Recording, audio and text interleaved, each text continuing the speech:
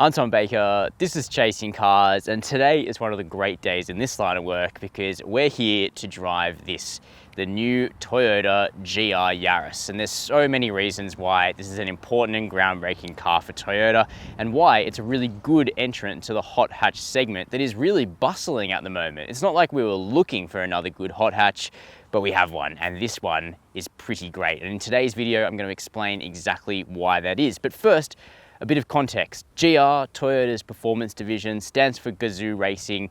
The brand is now really making an effort to get GR off the ground and into the minds of ordinary people as well as just performance car enthusiasts. And we're going to be seeing quite a lot of these cars on the road because Toyota have already sold about 1,150 of them, largely by moving the first 1,000 at a deeply discounted price under 40 grand drive away.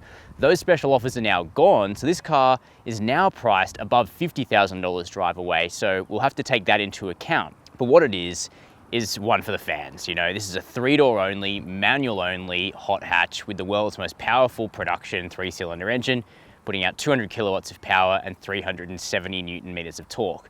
There's a permanent GR-Four all-wheel drive system, which is a bit of a nod to the vehicles that I've got behind me today, including the classic Toyota Celica GT4. Toyota are really getting their mojo back, or at least that's what they say. We're going to assess it in today's video. We'll have a quick peek at the interior of the GR Yaris, and then more importantly, we'll get out on road, on track, and on the skid pan. We'll really be able to put that all-wheel drive system to the test. But before we get started, hit subscribe down below and the notification bell.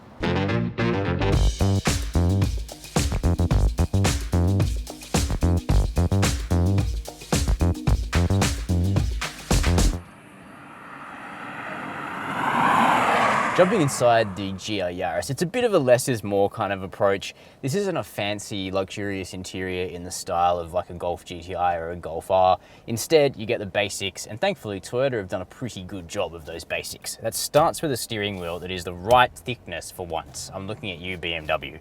It's not too thick, it's not too thin, and it's pretty much the perfect size. Really like this little airbag cover here. The whole thing looks a good combination of kind of traditional, but a little progressive. We've got all the shortcut keys, got all the safety systems here, most of which can be defeated, which is really great for driving this thing on track, or of course, you know, clipping apexes, which lane keep assist never wants you to do on a country road. And then, of course, this is manual only, so the shifter's right here. It's at a really good height. You know, it's very short distance between spoke and shifter, so that's great. Pedal layout's really good too. Hill towing is very possible in this car. Now the seats are bespoke as well. They're kind of like a quasi bucket seat. You know, they're not hugely serious, but they are comfortable. Got a mix of suede and leather accents as well, and they're heated.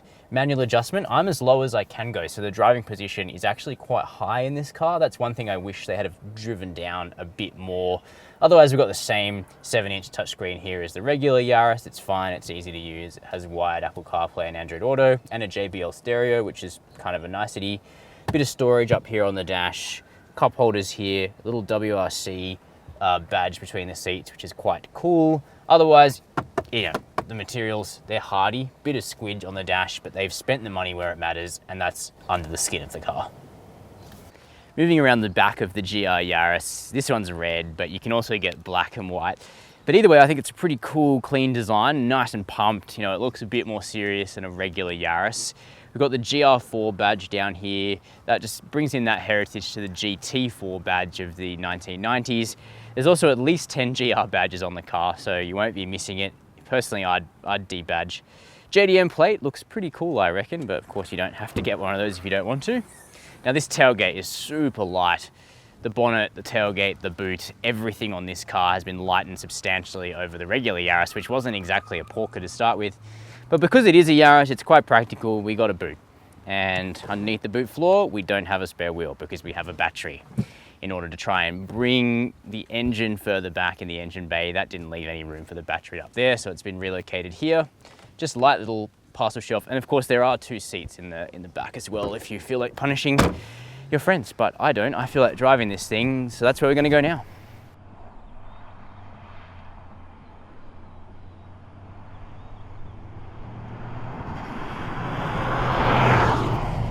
All right, I've been waiting for this day for a while. You don't have favorites, at least I don't in this line of work, but you know, I think it's natural to be excited about a brand like Toyota, a brand who are known for making dependable but often fairly snooze-worthy cars, deciding consciously to drop that image and to start building passionate performance cars again. And not just that, but actually to make all of their cars much better to drive, even if they're not the sporty model.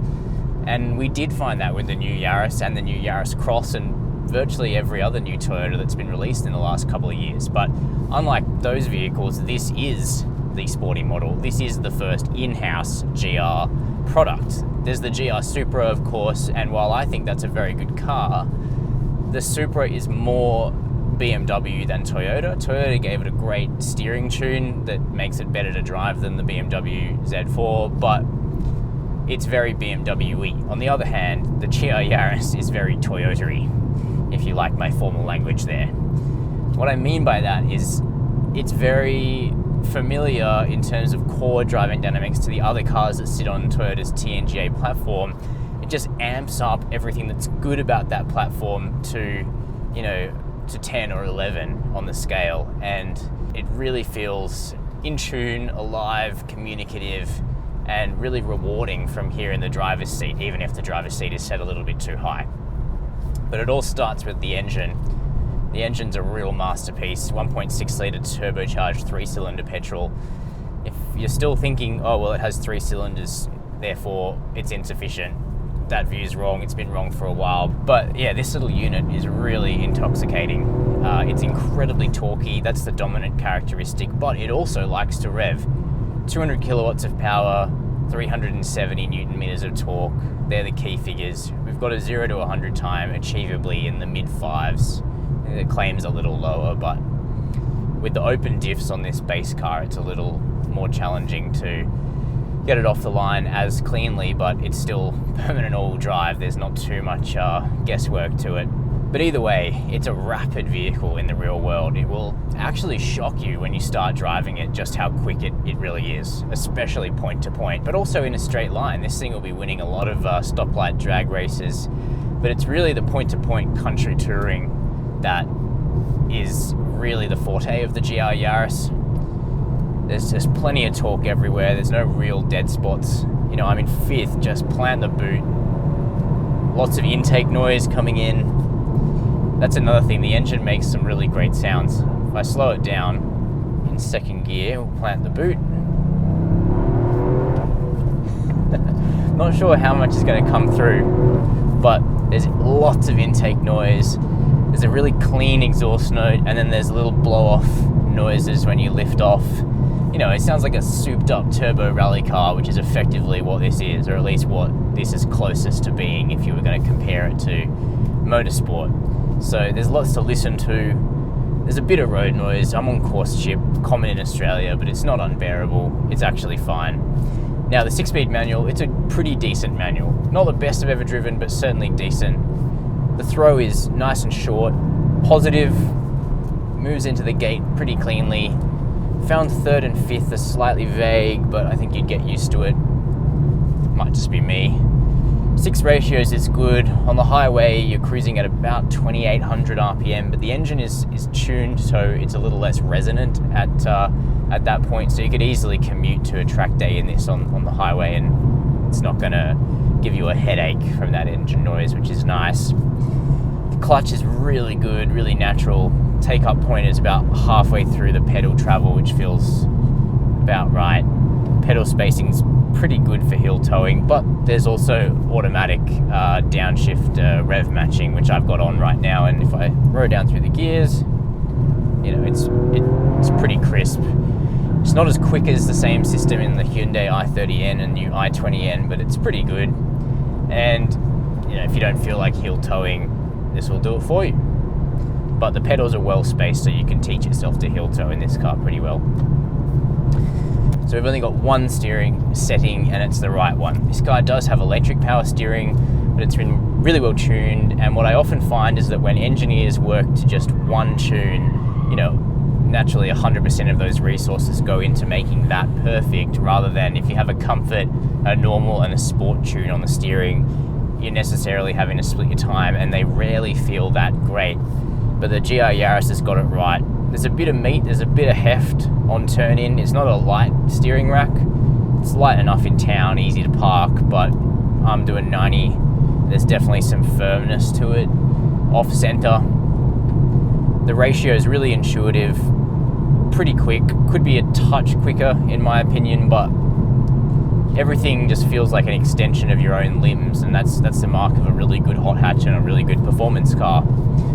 The nose turns in well. The engine's been pushed right to the firewall to try and take some weight off that front axle, and that's worked pretty well. Turns in aggressively. But of course, there's a huge portion of the story based in the permanent all-wheel drive system, which is what gives this car its own character, even compared to like a Golf R or something, which is front drive until it needs to be all-wheel drive. This is all-wheel drive all the time. Normal mode is 60 front, 40 rear.